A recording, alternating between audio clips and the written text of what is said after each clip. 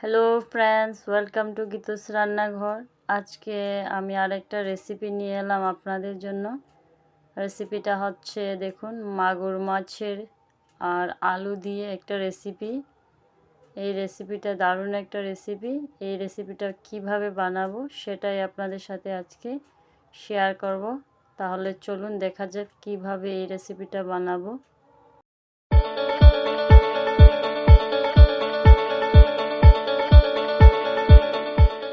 প্রথমে দেখুন, এভাবে আমরা আলুগুলোকে কেটে নিয়েছি, আর পেঁয়াজ রসুন এভাবে আমরা পেঁয়াজ কুড়োনো দিয়ে কুড়িয়ে রেখেছি।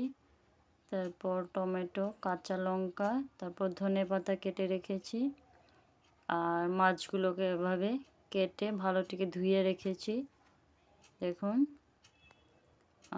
তারপর আমরা কড়াইতে অল্প তেল দিয়ে, তেলটা গরম হওয়ার পর আমরা মাছগুলোকে দিয়ে দিব দেখুন।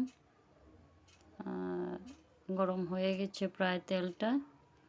তারপর আমরা মাছগুলো দিয়ে দিলাম, আর মাছগুলোতে অল্প লবণ দিয়ে, আর তারপর অল্প হলুদের গুঁড়ো দিয়ে আমরা ওটাকে ভালোটিকে ভেজে নিব।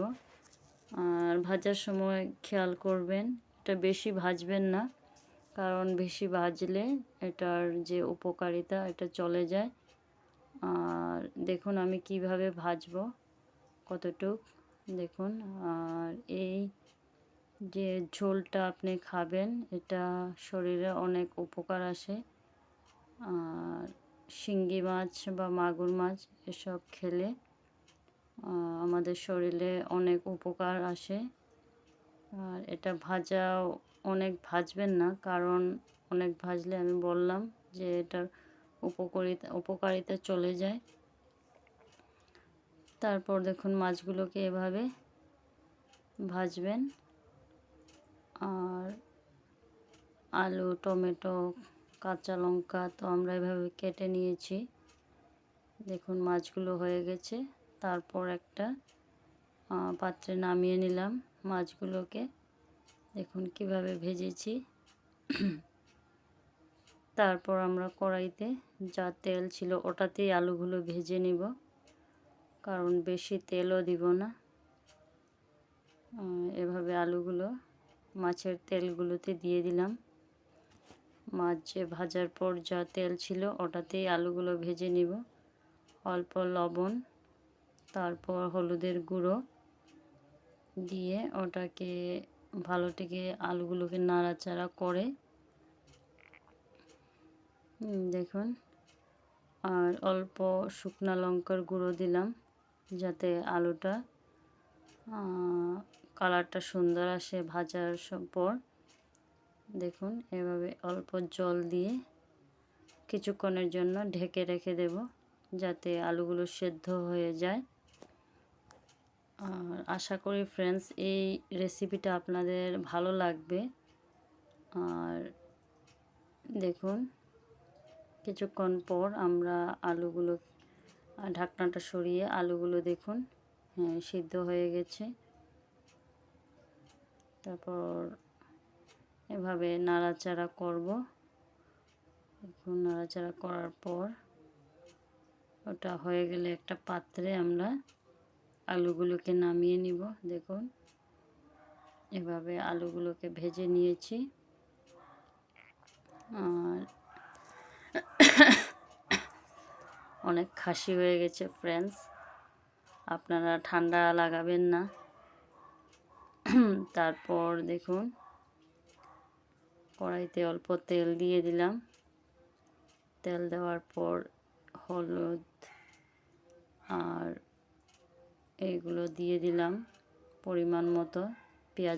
পেঁয়াজ এবং রসুন ওটাতে দিয়ে দিলাম পরিমাণ মতো শুকনো লঙ্কার গুঁড়ো, পরিমাণ মতো জিরা দিয়ে দেখুন কড়াইতে তেল গরম হয়ে গেছে। ওটাতে আমরা মশলাগুলো দিয়ে দিব দেখুন। এভাবে দিয়ে ওটাকে ভালোটিকে নাড়াচাড়া করব। আর গ্যাসের স্টিমটা তখন কম রাখবেন মশলা ভাজার সময়, কারণ মশলাগুলো জ্বলে গেলে তরকারির স্বাদটা চলে যায়। তাই গ্যাসের স্টিমটা কম রাখবেন, এভাবে ভাজবেন। আর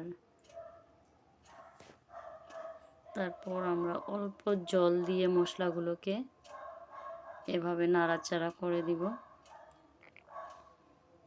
আর মশলাগুলো ভালো থেকে ভাজা হয়ে গেলে ওটাতে পরিমাণ মতো আমরা নুন দিয়ে দিব। এভাবে নুনটা দেওয়ার পর ভালো থেকে নাড়াচাড়া করে আলুগুলোকে দিয়ে দিব আমরা। দেখুন আলুগুলো দেওয়ার পর এভাবে মশলার সাথে আমরা ওটাকে মিক্স করব। আর দেখেই বোঝা যাচ্ছে ফ্রেন্ডস, এই স্বাদটা আসবে। আর আমার তো এই রেসিপি মাগুর মাছের খুবই ভালো লাগে। আপনারা যদি ভালো লেগে থাকে এই রেসিপিটা, তাহলে আপনারা ঘরে একবার ট্রাই করবেন। দেখুন কাঁচা লঙ্কাগুলো এভাবে দিয়ে দিলাম। আর এটা খেলে কোনো ক্ষতিও করবে না, কারণ তেল মশলা একদম কম দিয়ে বানাচ্ছি। তারপর অল্প ঢেকে দিলাম। দেখুন কিছুক্ষণ পর আমরা দেখুন ঢাকনা সরিয়ে দিয়েছি। দেখুন কি সুন্দর। আর আলুগুলো সিদ্ধ হয়ে গেছে। তারপর আমরা কেটে রাখা টমেটোগুলো এভাবে দিয়ে দিব।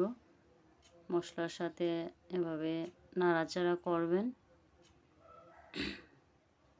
দেখুন আর এভাবে নাড়াচাড়া করার পর আমরা মাছগুলোকেও দিয়ে দিব। ভেজে রাখা মাছগুলো দিয়ে দিলাম। দেখুন মাছগুলো দেওয়ার পর এভাবে ভালো থেকে মিক্স করবেন। দেখুন এভাবে মিক্স করার পর আমরা ওটাতে ঝোলটা পরিমাণ মতো দিবেন। এটাতে বেশি ঝোলও না আর কম ঝোলও দেব না। তারপর আমরা পরিমাণ মতো ঝোলটা দিয়ে দিলাম। দেখুন পরিমাণটা ঠিক করে দিবেন। আর এভাবে ঝোলটা অল্প কম ঝোল হয়ে গেছে। দেখুন আর একটু দিয়ে দিলাম জলটা। তারপর আমরা কেটে রাখা ধনেপাতাগুলো দিয়ে দিলাম। আর ধনেপাতা দেওয়ার পর সবজির টেস্টটাই আলাদা হয়ে যায়। দেখুন তারপর প্রায় হয়ে গেছে। তারপর আমরা একটা পাত্রে নামিয়ে নিলাম। দেখুন ফ্রেন্ডস কি সুন্দর একটা রেসিপি। আপনারা একবার ঘরে ট্রাই করবেন, আবারও বলছি।